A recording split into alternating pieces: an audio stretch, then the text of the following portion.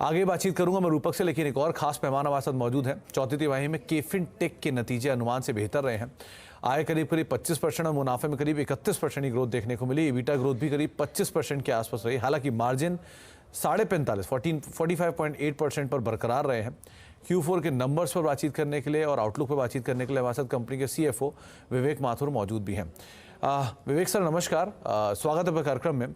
इस क्वार्टर के नंबर्स में बेहतर साइड पे नंबर्स हम कह सकते हैं कि ज़्यादातर सभी पैरामीटर में देखने को मिले, बस मार्जिन थोड़े से फ्लैटिश साइड पे रहे। तो सर क्या की हाईलाइट रहे इस क्वार्टर के नंबर्स के अंदर, और जो ये ग्रोथ ट्रेजेक्ट्री है इसके लिए कौन कौन सी चीज़ें जो कि की कंट्रीब्यूटर के तौर पर रहे? तो ओवरऑल मतलब हमारे जो क्लाइंट्स हैं उनकी ग्रोथ से हमारी ग्रोथ है। तो जो म्यूचुअल फंड में हमारे क्लाइंट्स हैं उन्होंने अच्छी ग्रोथ की है। तो हमारा जो म्यूचुअल फंड का बिजनेस है वो करीब 18 से 20% बिजनेस बढ़ा है, और उसकी वजह से ग्रोथ आई है। हमारा कंट्रीब्यूशन जो है वो करीब अभी 69% जो बिजनेस रेवेन्यू हमारा आ रहा है वो डोमेस्टिक म्यूचुअल फंड से आ रहा है। और जो इश्यूर सॉल्यूशंस है, जैसे कंपनीज को आईपीओ पे लेके जाते हैं, उनका भी काफ़ी योगदान रहा है। नए आईपीओज आए हैं जो हमने हैंडल किए हैं। हमारा state of the art system है जिससे हम आईपीओज ले जाने में लोगों को कंपनीज की हेल्प करते हैं। इंटरनेशनल बिजनेस हमारा काफ़ी अच्छा रहा। इंटरनेशनल और जो बाकी का हमारा ऑल्टरनेट इन्वेस्टमेंट और पेंशन बिजनेस है, उस सेगमेंट में भी काफ़ी अच्छी ग्रोथ रही है। तो वो पहले 9% हुआ करता था टोटल रेवेन्यू का, अभी 11% हो गया है। और कुल मिला के ओवरऑल क्लाइंट्स ने काफ़ी सपोर्ट दी है, मार्केट की काफ़ी सपोर्ट रही है। तो अच्छा परफॉर्मेंस रहा है। जी, तो माथुर सर एक चीज़ और, कंपनी के मार्जिन अगर मैं क्यू ऑन क्यू बेसिस पे देखूंगा तो 3 ट्रेजेक्ट्री से बेहतर ही नंबर दिख रहे हैं, लेकिन हर क्वार्टर में, हर साल चौथी तिमाही के अंदर जो मार्जिन है वो इसी रेंज में आते हुए दिखाई पड़ते हैं, 46, 45 या 44.8 इसी रेंज में। सो क्या सीजनैलिटी है, कुछ इशू है यहाँ पर? वन, दूसरा मार्जिन पिक्चर गोइंग फॉरवर्ड क्या वापस पिकअप करेगी, यही रेंज में रहेगी, कैसे रखेंगे इसको हम? हमारा रेंज होता है 40 से 45% मार्जिन का शुरू में पहले। और हमारे जो कॉर्पोरेट क्लाइंट्स हैं जिनको हम आईपीओ के बाद उनके कॉर्पोरेट एक्शंस होते हैं, तो आप देखेंगे कि जो डिविडेंड पे आउट होता है और जो ई एजीएम्स होती हैं, उनसे जो रेवेन्यू आता है वो दूसरे और तीसरे क्वार्टर में आता है। तो पहला और चौथा क्वार्टर जो है वो कंपनी से जो हमें रेवेन्यू मिलता है वो थोड़ा सा पहले और चौथे में इम्पैक्ट होता है और दूसरे और तीसरे में ज़्यादा होता है। तो ये जो रेंज है 40 से 45% की रहती है, पर जैसे-जैसे कंपनी अपने प्रोसेसेस को ऑटोमेट करती है, उससे क्या होता है कि हमारे को ऑपरेशनल एफिशिएंसी मिलती है और कम खर्चा होता है, मुनाफा ज़्यादा होता है। तो हमारी उम्मीद है कि हम 45% तो मेंटेन करेंगे, और अगर मार्केट का सपोर्ट रहा, जो म्यूचुअल फंड बिज़नेस में इस बार काफ़ी अच्छा रहा है, और वो सपोर्ट रहा, जैसे एम्फी ने कहा है कि यू नो जो ओवरऑल एयूएम है वो 3 साल में डबल होना चाहिए। तो अगर ऐसा रहा तो ग्रोथ अच्छी रहेगी, और इस हिसाब से जो जो बिज़नेस है हमारा वो आगे बढ़ता रहेगा।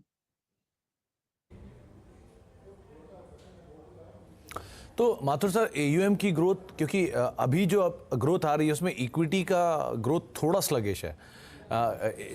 शेयर बाजार पे ज़्यादा रुझान है लोगों का, लेकिन म्यूचुअल फंड पे रुझान नया निवेश के तौर पे नहीं है। इस पार्ट को आप कैसे देखोगे? वन, दूसरा, क्या कैंप से कुछ कम्पिटिटिव इंटेंसिटी बढ़ रही है, वहाँ पर कैसे कामकाज हो रहा है? ओवरऑल ऐसा नहीं है कि बिज़नेस बढ़ नहीं रहा है। इक्विटी मार्केट जो बढ़ रही है तो अंडरलाइंग म्यूचुअल फंड का बहुत बड़ा कंट्रीब्यूशन होता है उसमें। क्योंकि डायरेक्ट इक्विटी में कहाँ लगाना है, हर किसी को इतना रिसर्च करने का टाइम नहीं मिलता है और ना इतना एनालिसिस करने का टाइम मिलता है। तो म्यूचुअल फंड जो है वो बेहतर तरीका है इन्वेस्ट करने का, और जिस हिसाब से ग्रोथ हो रही है म्यूचुअल फंड में, उस हिसाब से मुझे लगता है कि आने वाले अगले 3 सालों में जो एम्फी का भी प्रोजेक्शन है, मार्केट के हिसाब से ग्रोथ और जो इन्वेस्टमेंट है वो बढ़ना चाहिए इसके अंदर म्यूचुअल फंड में। डायरेक्ट इक्विटी में रिस्क लेना इन्वेस्टमेंट एडवाइजर बताएंगे लोगों को, बट वो थोड़ा सा रिस्की होता है अगर आपको पूरी समझ नहीं है तो। म्यूचुअल फंड जो है वो बहुत अच्छा इन्वेस्टमेंट का तरीका है और ग्रोथ का तरीका है, जिसकी वजह से ओवरऑल ग्रोथ होती है। तो हमें भी उसका फ़ायदा होता है, क्योंकि जब एयूएम बढ़ता है, तो हमारी फ़ीस बढ़ती है उससे, और उसकी वजह से ओवरऑल प्रॉफ़िटेबिलिटी बढ़ती है। आपको उतने लोग नहीं लगाने पड़ते हैं वही काम करने के लिए, बिकॉज़ सिस्टम जो है ऑटोमेट होते जा रहे हैं। जी। तो विवेक सर, इंटरनेशनल बिजनेस को लेकर सिचुएशन अभी किस तरह की है? वन, और क्योंकि कंपनी कैश रिच है, सो गोइंग फॉरवर्ड कुछ अपॉर्चुनिटी जो कि आप तलाश रहे हो किसी मार्केट में एक्सपेंशन के लिए? जी हाँ, सो इंटरनेशनल बिज़नेस जो है, अगर आप देखें हमारा इंटरनेशनल और अदर इन्वेस्टर सॉल्यूशंस का जो सेगमेंट है, उसमें ग्रोथ अच्छी हुई है इस बार, और 11% का मार्केट मतलब ओवरऑल रेवेन्यू शेयर हो गया, जो पहले 9% था हमारा टोटल रेवेन्यू में। तो हमें लगता है कि हम जाना चाहते हैं थाईलैंड में, सिंगापुर में ऑलरेडी हम हैं। हम अपनी मतलब सब्सिडरीज़ खोलना चाहते हैं थाईलैंड और सिंगापुर में, और हम चाहते हैं कि हम कोई कंपनी एक्वायर करें यूरोप और यूएस में। तो ओवरऑल जो हमारा ग्रोथ ऑब्जेक्टिव है, जो हमारा फ़ोकस है, वो यही है कि हम जो सक्सेस हमने इंडिया में ली है, उसको हम बाहर कैसे ले जाएँ? और बाहर जो इन्वेस्टर्स हैं और जो कंपनीज़ हैं, उनको भी हमारे एक्सपर्टाइज़ का फ़ायदा हो। जो हमारे लोग 35 साल से काम कर रहे हैं, 25 साल, 30 साल, 35 साल से, वो फ़ायदा उन लोगों को भी मिले इंडिया के बाहर। तो साउथ ईस्ट एशिया में जैसे हमने बिज़नेस अपना बढ़ाया है, तो हम सोच रहे हैं कि और आगे यूरोप और यूएस में भी ले जाएँ। अगर हम किसी कंपनी को खरीद के वो ऑब्जेक्टिव अचीव कर सकते हैं, तो वो करेंगे। सो ओवरऑल ग्रोथ ऑब्जेक्टिव यही है कि इंटरनेशनल बिज़नेस को बढ़ाया जाए, और जो ग्रोथ है वहाँ पे, वो अपना अपना ऑफ़िस खोलें या किसी कंपनी को एक्वायर करें, उसके थ्रू बढ़ सकता है। तो माथुर सर, क्या FY24 के जिस तरह की ग्रोथ ट्रेजेक्टरी के नंबर्स रहे हैं और जिस तरह की एक्सपेंशन प्लान आप ईयर मार्क कर रहे हो, मान के चलें FY25 का नंबर इससे एटलीस्ट 20% ग्रोथ और दिखा देगा फर्दर? रेवेन्यू ग्रोथ तो 15 से 20% होनी ही चाहिए, और प्रॉफ़िट जो हमारा आ रहा है अभी, अगर आप देखेंगे तो 25 से 30% आ रहा है।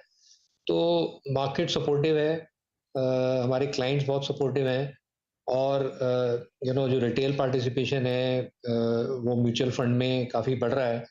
लोगों को फ़ायदा भी हो रहा है उसमें। तो मुझे लगता है कि 15 से 20% ग्रोथ तो मिलेगी हमें।